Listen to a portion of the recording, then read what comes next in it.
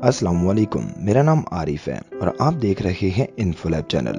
France से आला तालीम याफ्ता खातून दरअसल कौन थी? शोहर इसे गुजरांवाला जाने से क्यों मना करता था? जावेद चौधरी के तहलका खेज इंकशाफात। खातून का ताल्लुक फ्रांस से था, फ्रांस में तालीम हासिल की, फ्रांस ही में जवान हुई और फ्रांस ही में शादी हुई। खामद गुजरांवाला का रहायशी था लेकिन पेरिस में रहता था। खातून का मेका लाहौर में था। मेके और ससुराल के ताल्लुकात ठीक नहीं थे। खामद खातून को मेके जाने से रोकता रहता था। घर गुजरांवाला में था। नामवर कालम निगार जावेद चौधरी ने अपने एक कालम में लिखते हैं, ये गुजरांवाला में ही रहती थी, पढ़ी लिखी, बाइतमाद और समझदार थी। ये 8 सितंबर को शॉपिंग के लिए लाहौर गई। तीनों बच्चे भी इसके साथ थे। शॉपिंग के बाद वालदा के घर चली गई। रात का खाना खाया, बच्चों को नींद आ गई और इसने गुजरांवाला वापस जाने का फैसला कर लिया। वालदा रोकती रह गई लेकिन इसका ख्याल था खामद को पता चल गया तो वो नाराज हो जाएगा। लाहौर से गुजरांवाला का फासला सिर्फ 40 मिनट का था। ये अक्सर आती जाती रहती थी, लिहाजा परेशानी की कोई बात नहीं थी। ये रात 12:30 बजे लाहौर से निकली, महमूद बूटी से मोटरवे पर आई और गुजरांवाला की तरफ ड्राइव करने लगी। ये रात 1:05 पर ईस्टर्न बाईपास से लाहौर सियालकोट मोटरवे पर आई। ये जो ही लिंक रोड पर पहुंची, इसकी गाड़ी का पेट्रोल खत्म हो गया। सड़क पर अंधेरा था। ये खौफजदा हो गई। बच्चे पिछली सीटों पर सोए हुए थे। इसने फौरन अपने खालाजाद भाई सरदार शहजाद को फोन किया। उसने इसे मशवरा दिया, तुम 130 डायल करके मोटरवे पुलिस को इतला दे दो, मैं भी आ रहा हूँ। इसने अपने दोस्त जुनेद को साथ लिया और ये गुजरांवाला से रवाना हो गया। खातून ने हेल्पलाइन पर मोटरवे पुलिस को फोन कर दिया।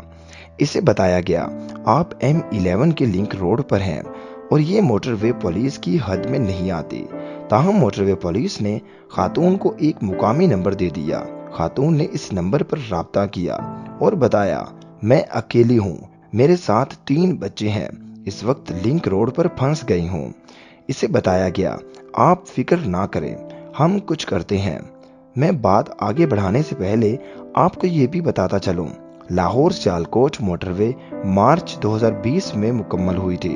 पंजाब हुकूमत ने इसकी निगरानी के लिए स्पेशल फोर्स बनाई थी। ये फोर्स पंजाब पुलिस या मोटरवे पुलिस के बजाय कमिश्नर लाहौर के मातहत थी, मगर ये भी मुकम्मल तौर पर एक्टिव नहीं थी। चुनाचा लाहौर सियालकोट मोटरवे और इसके लिंक का 4 किलोमीटर का टुकड़ा अमलन किसी के कंट्रोल में नहीं था। इसके गिर्द 3 गांव आबाद हैं। इसके लुच्चे लफंगे अक्सर मोटरवे पर आकर गाड़ियां लूटते रहते हैं। ऐसे बेशुमार वाकयात रिपोर्ट हो चुके हैं। मैं खातून की स्टोरी की जानिब वापस आता हूँ। खातून ने गाड़ी अंदर से लॉक की और सरदार शहजाद और पुलिस का इंतजार करने लगी। 2 घंटे गुजर गए मगर पुलिस आई और ना सरदार शहजाद पहुंचा। उस दौरान 2 उबाश वहां आ गए। पुलिस का ख्याल है ये दोनों प्रोफेशनल लूटने वाले नहीं थे, क्योंकि अगर ये प्रोफेशनल होते तो इनका तरीका वारदात मुख्तलिफ होता। ये करीबी देहात के मामूली वारदाती हैं। ये थोड़ी देर गाड़ी को वॉच करते रहे। जब 2 घंटे तक कोई शख्स गाड़ी के करीब नहीं आया तो फिर इन्होंने इसे लूटने का फैसला कर लिया। एक डाकू के हाथ में डांग था जबकि दूसरे के पास एक छोटा हथियार भी था। ये गाड़ी के करीब पहुंचे और हथियार दिखाकर खातून को दरवाजा खोलने का इशारा किया। खातून ने इनकार कर दिया। ये धमकियां देने लगे लेकिन खातून ने दरवाजा ना खोला। ये मुश्तिल हो गए और डंडा मारकर शीशा तोड़ दिया। बच्चों ने रोना शुरू कर दिया। खातून डर कर सड़क की तरफ दौड़ पड़ी। एक डाकू इसके पीछे दौड़ा। इस दौरान वहां से एक गाड़ी गुजरी। गाड़ी के ड्राइवर ने खातून को देख लिया मगर इसकी स्पीड ज्यादा थी। ताहम गाड़ी में सवार खालिद मसूद के जहन में खदशा जाहिर हुआ। उसने 15 पुलिस को इतला दे दी। इस दौरान दूसरे डाकू ने खातून का 2 साल का बच्चा उठाया और उसे लेकर जंगल की तरफ दौड़ पड़ा।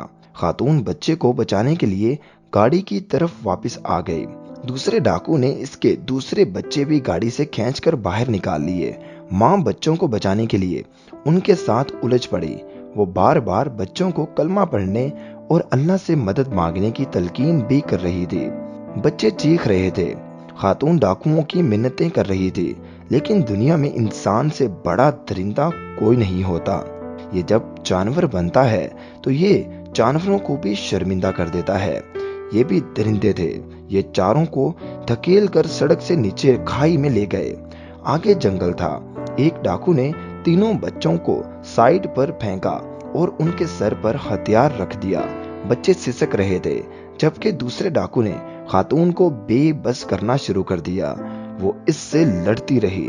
اس دوران پہلے ڈاکو نے بچوں کو مارنا شروع کر دیا۔ وہ ماں تھی، چنانچہ وہ بچوں کی سلامتی کے لیے ڈھیلی پڑ گئی۔ دوسرا ڈاکو آگے بڑھا اور پہلے بچوں کے سر پر کھڑا ہو گیا۔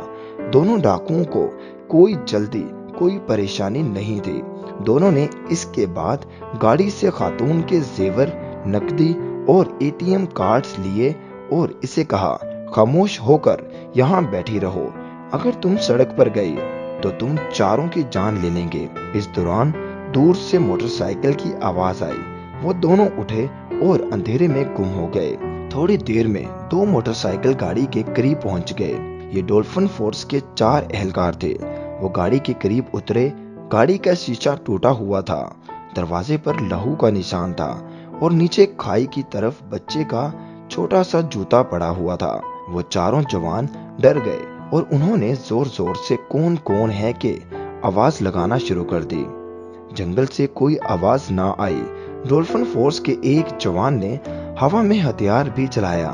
کھائی 15 فٹ گہری تھی اور اس میں اندھیرا بھی تھا۔ جوان آواز لگاتا ہوا آگے بڑھتا گیا۔ آگے کھیت شروع ہو گیا۔ اسے اچانک ٹارچ کی روشنی میں زمین پر کوئی چیز دکھائی دی۔ اس نے جھک کر دیکھا تو یہ بچے کا دوسرا جوتا تھا۔ وہ آگے بڑھنے لگا۔ اس دوران اسے کسی عورت کی ڈری ہوئی، سہمی ہوئی آواز، اللہ کا واسطہ ہے ہمیں جان سے نہ مارو، ہم کسی کو کچھ نہیں بتائیں گے۔ وہ آواز کی طرف دوڑا اور پھر سامنے کا منظر دیکھ کر دہل گیا۔ سامنے کھیت کے کنارے ایک خوف زدہ عورت بیٹھی ہوئی تھی۔ اس کے کپڑے پھٹے ہوئے، جسم پر خراشیں تھیں اور 3 خوف زدہ بچے اس کے ساتھ لپٹے ہوئے تھے۔ عورت نے بچوں کو اپنے دونوں بازوؤں میں جکڑا ہوا تھا۔ پولیس کا جوان خاتون کے پاس بیٹھ گیا اور اسے تسلی دینا شروع کر دی، مگر وہ اسے پولیس اہلکار ماننے کے لیے تیار نہ تھی۔ وہ ہسٹریائی انداز میں اس کی منتیں کر رہی تھی، خدا کے لیے ہمیں نہ ماریں، ہم کسی کو کچھ نہیں بتائیں گے، آپ ہماری گاڑی بھی لے جاؤ، میں تمہیں اور رقم بھی منگوا دیتی ہوں، بس ہمیں نہ مارو۔ پولیس اہلکار کی آنکھوں میں آنسو آ گئے۔ اس نے اسے کہا، بہن آپ پریشان نہ ہوں، میں واقعی ہی پولیس اہلکار ہوں، لیکن وہ اسے پولیس اہلکار ماننے کے لیے تیار نہ تھی۔ اس دوران دوسرے اہلکار بھی آ گئے۔ بچے انہیں دیکھ کر مزید سہم گئے اور انہوں نے ماں کو جکڑ لیا۔